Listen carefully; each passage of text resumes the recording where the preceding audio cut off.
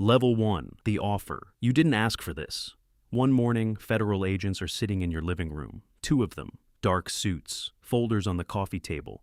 They tell you what you saw was a problem, that the man you watched walk out of that warehouse wasn't supposed to be seen. They slide a paper across the table. Sign here, they say, and your old life ends. You don't get to think about it for long. By nightfall, you're in a government vehicle, no luggage, no phone calls, just a name you've never heard before. That's you now. Level 2, the new city. They drop you in Tulsa, Oklahoma. You've never been to Tulsa. You get a one-bedroom apartment on the second floor of a beige building. The carpet smells like the previous tenant. There's a grocery store 2 blocks away. You have $2,400 in cash, a new social security number, a new driver's license, and a job at a copy center on Fletcher Avenue. You learn your new name slowly. At first, you don't turn around when someone calls it. That's dangerous. Your handler is a man named Graham. He calls every Tuesday at 9 a.m. He talks for exactly 4 minutes. Then the line goes dead.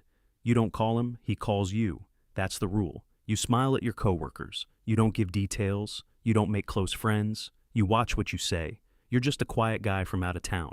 That's the story. That's all there is. Level 3, learning the silence 3 months in. You stop dreaming about your old apartment. You stop reaching for your phone to call people who no longer know you exist. Your mother thinks you're dead. You think about that at 2 a.m., more than you'd like to admit. Graham tells you the case is moving forward. He says your testimony will be essential. He says you're doing great. You don't feel great. But you learn the rhythms. You learn which neighbor leaves at 7:15 every morning. You learn which cars are always parked outside and which ones are new.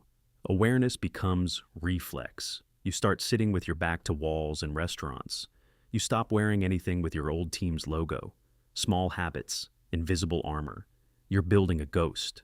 And slowly, the ghost starts to feel like you. Level 4, the first crack. 7 months in. You're careful. You're disciplined. And then you meet someone at a diner on a Tuesday. She laughs at something you say. Her name is Rachel. You know the rules. No relationships, no attachments. Nothing that makes you want to stay somewhere, because staying is a liability. But you keep going back to that diner, and so does she. Graham finds out. He doesn't yell. Graham never yells. He just goes quiet on the phone for a long time. Then he says, "This is how people get found." You tell him it's nothing. It's not nothing. She asks you questions sometimes, simple ones. Where are you from? Do you have family nearby? What did you do before Tulsa? Every answer is a performance. Every moment of warmth is a risk you're choosing to take. You start sleeping worse. Level 5, the trial. The call comes on a Wednesday. 12 days, Graham says. They need you in Chicago. You'll testify. Then you come back. New city, possibly. You fly under a different name. A federal escort picks you up at O'Hare. For the first time in nearly a year, you're in the same room as people who knew you before. You can't look at them. You stare at the wood grain on the witness stand. The defense attorney tries to make you look unstable. He questions your memory. He questions your motives. He questions everything except what you actually saw. You remember what you saw, clear as a photograph. You say it once, firmly. The courtroom is dead silent. 2 days later, they fly you to a city you've never even thought about. Shreveport, Louisiana, new name again, new apartment, new copy center. You left Rachel in Tulsa without a word. That's the part that follows you. Level 6, the leak, 14 months into your new life. Graham doesn't call on Tuesday. He doesn't call Wednesday either. On Thursday, a different agent calls. A woman named Reyes. She has a flat voice and speaks in short sentences. There was a breach, she says. Minimal, contained. We're moving you as a precaution. You're on a plane within 6 hours. Baton Rouge to Denver. Denver to a smaller city you won't name here. Reyes replaces Graham. Reyes is harder, less conversation. She doesn't ask how you're doing. You start noticing things more. A car that parks outside your building 2 days in a row. A man at the gas station who looks at you a half second too long. You call Reyes about the car. She says she'll look into it. She calls back 2 hours later. It's a college student who lives in your building. You feel embarrassed.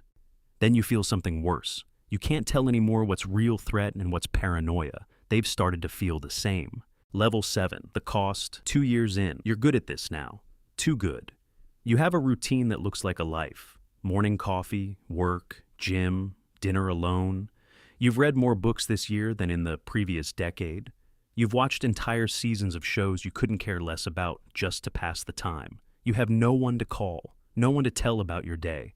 The man who testified in that Chicago courtroom, the man who did the right thing, he doesn't exist anymore in any document on earth. Your name is someone else.